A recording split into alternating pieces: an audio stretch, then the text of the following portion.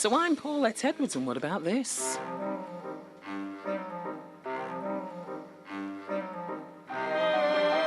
So we're on the hunt for some tall tales this afternoon. Tales of the unknown, the mysterious, maybe even a few myths and legends. You might be surprised at where you can go to find such a thing.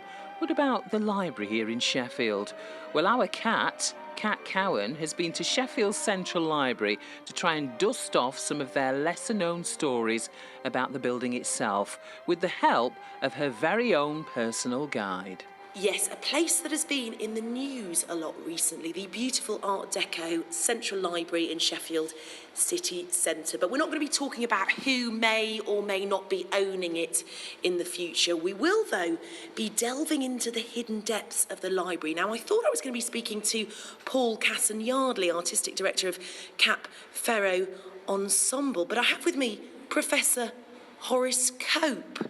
Indeed, Cat. Professor Horace Scope at your service here. OK, I understand that you're doing some kind of tour type thing. Tell me about that. That's correct. We're running a tour this evening through the subterranean book depository or stacks of the Central Library in Sheffield, a place which is usually inaccessible to the public. It is very dark down there in the vaults, in the stacks, in the book depository, but every member of the audience on the tour will be given a torch. The eerie story of the torchlight. So it will bring the stacks to life in the darkness. So everybody gets a torch to go down. You say inaccessible to the public. I'm not being allowed down there because, I don't know, probably there's a fear that I might steal something. My reputation obviously precedes me. But what can people expect if they go on this tour? Well, first of all, it's dark and there's stacks and stacks and racks of volumes. Of what? Of books? Books. Ooh. Books and more books. And these books are hidden away. Why? Are they dodgy? Some of the books are in safe houses underneath there and strong rooms, and we don't quite know what they are in the strong rooms. We believe it could be a disappeared librarian from yesteryear. So nobody knows quite what's in the strong rooms, but there's 6 miles of books down there. That's 6 miles. I believe that stretches as far as the Sheffield Library to Totley. Crikey, 6 miles, that is pretty impressive. Now, as well as members of the public going on these tours, in the past, quite important people have been down in the underneath of the Central Library. Indeed, before the Central Library was built, there stood a music hall here, the Surrey Music Hall, and Charles Dickens gave some readings there with, I believe it was Wilkie Collins, and we documented that Dickens did indeed read A Christmas Carol there before it was widely published. Crikey, that's pretty impressive. Yes, the Saturday before Christmas, I believe it was read. Lovely. Very now, impressive. Professor Horace Capo, I'm going to ask you to break character. You're actually Paul Casson-Yardley, aren't you? Artistic Director of Ferro Ensemble. That's correct, Cat. Slightly different voice.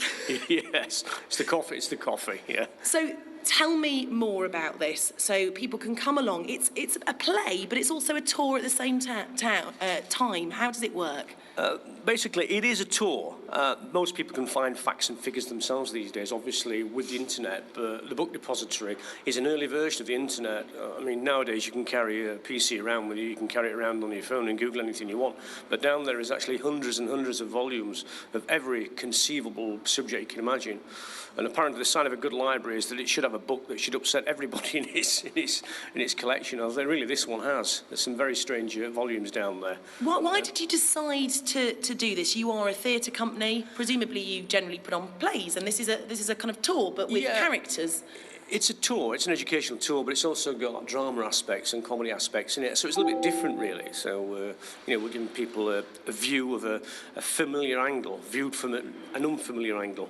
And tell me more about your theatre company. What do you normally do, rather than sort of poking around? Well, Capo, Ferro theatre companies, we specialise in all aspects of drama. We do period drama, we do quite a lot of fight choreography, quite a lot of events of different types, different nature. More and more productions are doing this, site-specific plays, which I find quite exciting, but it is different, because ordinarily you would go to the theatre, you'd sit in a seat, you'd eat some Maltesers perhaps, or some wine gums, and that would be the end of it. But increasingly theatre companies are expecting you to sort of wander around and get involved in the action. Yeah, from a participatory side, I think it's because it is a secular building. The building's the star. You know, you sometimes say the car's the star. Well, the building's the star. And as a theatre company, we are actually conduit between the building to the audience. So you're giving the audience something, you bring the building to life for them. And as they walk around, they'll take in the sounds, even the smells of the building, the lighting and everything else that's involved to give them an overall experience of a promenade. But presumably there are challenges involved in that. You're going into places perhaps that ordinarily people aren't allowed. Are there lots of rules and restrictions? Is it a bit frightening? Might you lose someone? Yeah, the joke is... Oh, goodness, is that the ghost of the Central Library banging a door? Be a phantom librarian. You know, we sometimes say that, you know, somebody phoned us up later on that evening who'd been on the tour and asking me what time the library opened at. I said, well, it doesn't open until 9:30 in the morning. Why are you ringing me in the dead of night? He said, I'm still locked in the book depository.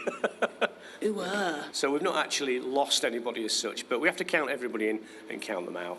So tell people if they think this tickles my fancy. I like theatre, I like books, I'm nosy, so I want to see what's going on underneath the Central Library. What do they need to do? If you want to book a ticket, you need to get your tickets from the local studies library in the Central Library. That's today, Thursday, the 12th of January. Tours are at 5:45, 6:30 and 7:15. The tour lasts approximately 30 minutes. Tickets cost £5, and again, they're available from the reference library. And that's as you come into the Central Library, immediately on your right-hand side. Well, Paul, Casson-Yardley, a.k.a. Professor Horace, break a leg.